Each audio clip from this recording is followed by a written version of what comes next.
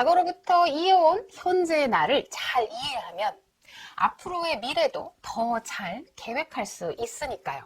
고통스럽기 싫어서 지워버린 어떤 기억과 사건이 있다면 특히나 더 그 과거를 구해야 합니다.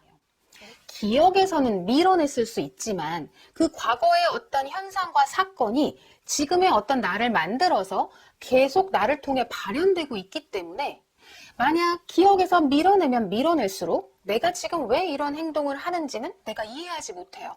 과거를 돌아보고 방치되거나 버려진 과거를 구한다는 건 결국 나를 구하는 일이에요.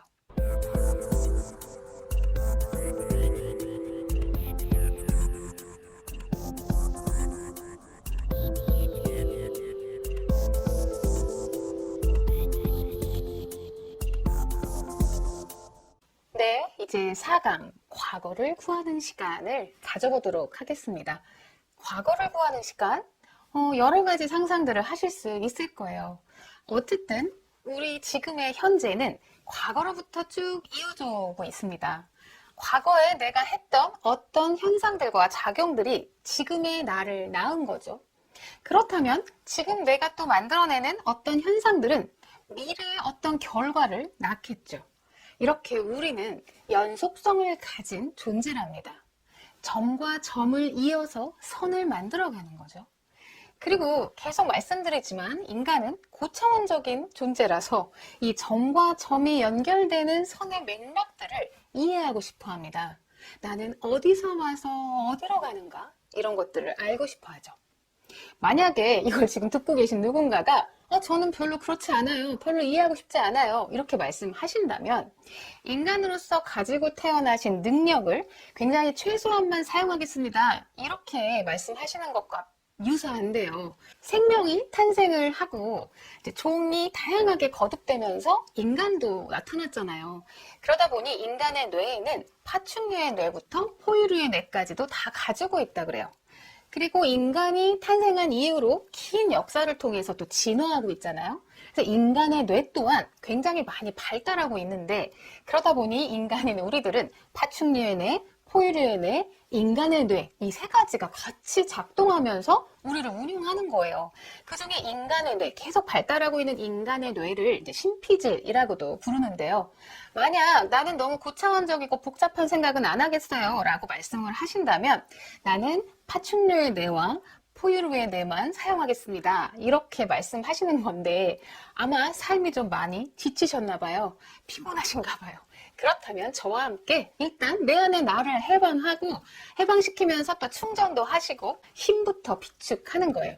그래서 내 안에 힘이 좀 차오르면 그때부터 신피지를 사용하시면서 고차원적인 생각들도 하시면서 점과 점의 맥락도 이해해 보시고 그 의미들은 무엇인지 해석도 해보시고 그걸 기반으로 다양한 상상도 해보시면서 그런 고차원적인 생각의 즐거움도 만끽해 보셨으면 좋겠습니다.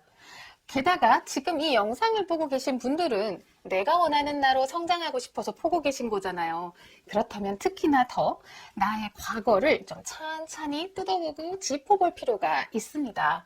과거로부터 이어온 현재의 나를 잘 이해하면 앞으로의 미래도 더 잘 계획할 수 있으니까요.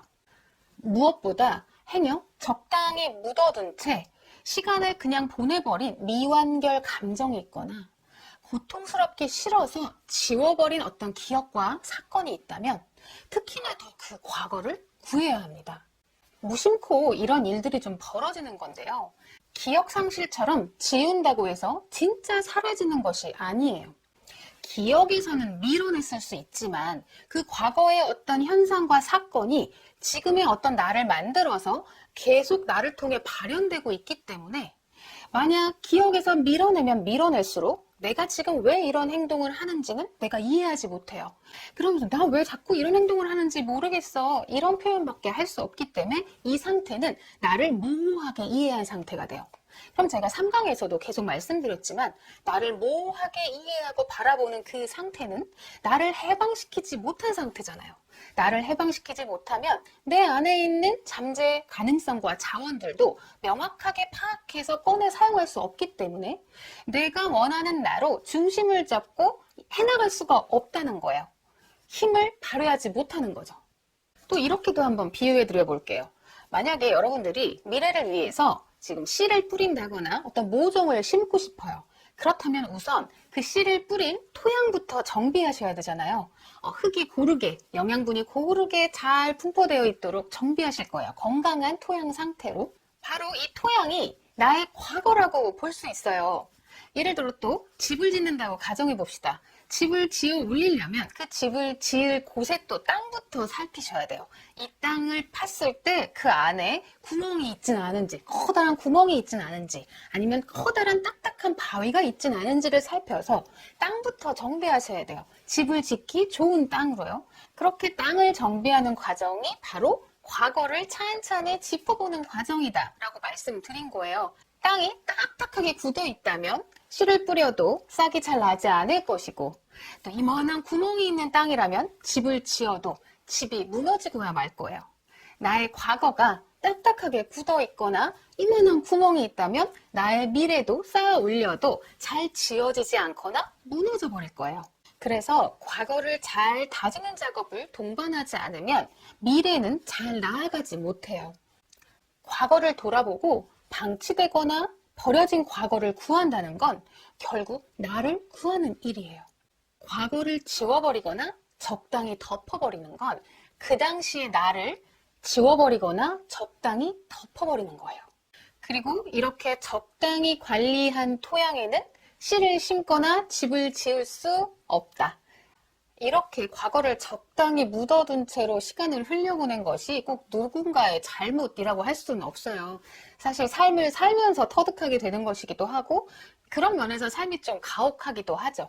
단지 이렇게 기회가 되신다면 모른 척하지 마시고 과거의 나를 한번 천천히 돌아보시면서 혹시 버려지고 방치돼서 울고 있는 내가 있다면, 혹시 아파하고 있는 내가 있다면 조우하셔서 안아주시면 너무 좋겠어요. 그때의 나를 구하는 건 뜻밖의 그때 내가 가지고 있던 내 안의 자원과 잠재 가능성 또한 복구하는 거예요. 과거에 멈춰버린 내 안의 또 다른 나를 해방시키는 거예요. 이렇게 현미경을 가지고 양파 껍질 벗기듯 계속 자세하게 세심하게 나를 살피고 또 살피는 거죠. 내가 원하는 나로 성장하려면 이런 것들을 적당히 하고 건너뛰는 건 불가능해요. 건강하게 잘 작동하고 있는 나는 굉장히 세심하고 섬세한 모습이라는 거죠. 저와 하는 이런 일련의 연습들이 처음에는 좀 버겁고 좀 고통스러우실 수도 있어요. 그렇지만 반드시 다 감당해내실 수 있습니다. 늘 말씀드리지만 내 안에 가능성을 다 갖고 있으니까요. 네, 이제 여러분들이 좀 쉽게 과거의 나를 구하실 수 있도록 안내해드려 볼게요. 과거의 나를 구한다는 건 결국 지금의 나를 구하는 일이라는 거 잊지 마시고요. 저랑 이런 작업을 하시려면 계속 어떤 펜과 노트 이런 것들이 필요합니다. 지금도 준비된 펜과 노트로 제가 안내해드리는 대로 한번 작성해 보세요. 처음으로는 일단 1세 때부터 지금의 나이까지 연도를 한번 쭉 나열해 보시고요.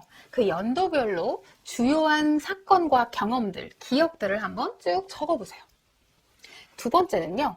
이 중에서 내가 기억하기에 최고로 좋은 기억, 경험, 또 하나는 내가 생각하기에 최악으로 나쁜 기억, 경험 이런 것들을 한번 추려서 분류해 보세요.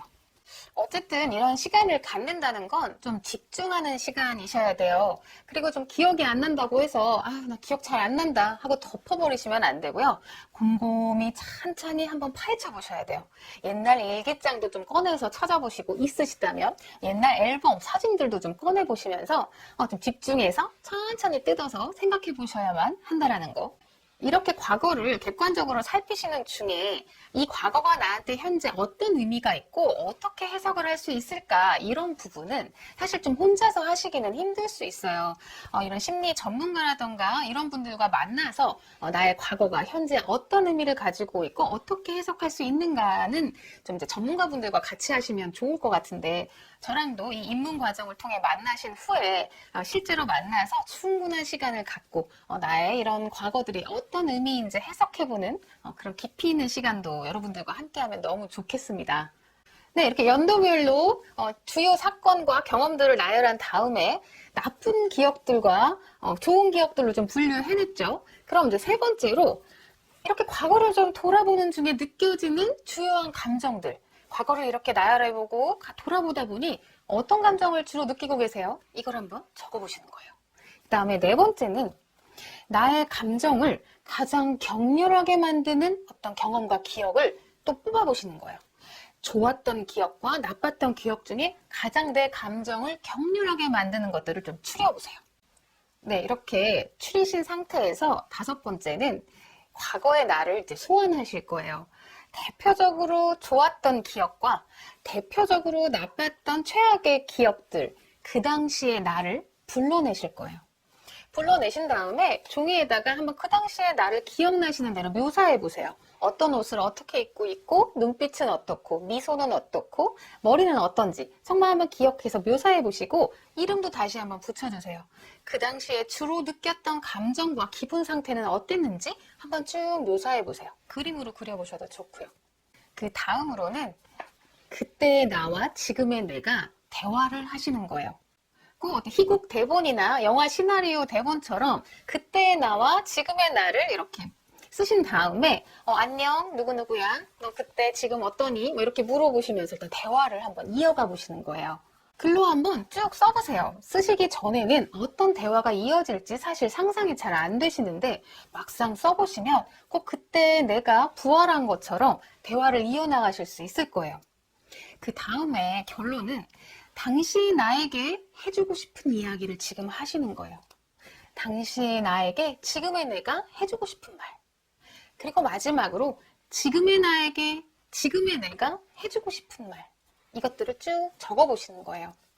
이렇게 해보실 생각하니까 어떠실 것 같아요? 좀 감정이 다양하게 올라오실 수 있고 그때 당시에 나와 만나서 대화를 나누고 때에 따라서는 손도 잡고 포옹도 하신다고 하면 그것이 지금의 나에게 어떤 영향을 또 끼칠 거고요. 지금 그것을 통해 영향받은 내가 미래를 위해 씨를 뿌리거나 집을 지을 때 또 다른 어떤 영향을 끼칠 거예요. 그렇게 과거와 현재와 미래를 쭉 연결하시면서 내가 원하는 나로 성장하시는 플랜을 짜시는 거죠. 네, 이 정도로 영상에서는 좀 간략하게 과거의 나를 구하는 시간을 만들어 봤고요. 이미 갖고 있는 내 안의 수많은 잠재 가능성과 자원, 내 과거의 모습까지 소환해서 촘촘히 여러분들 자신을 지금 탐색하고 연구하고 계십니다. 이런 과정을 통해서 내가 원하는 나로 성장하기, 성공적으로 해내시길 기원하면서 4강 마치도록 하겠습니다.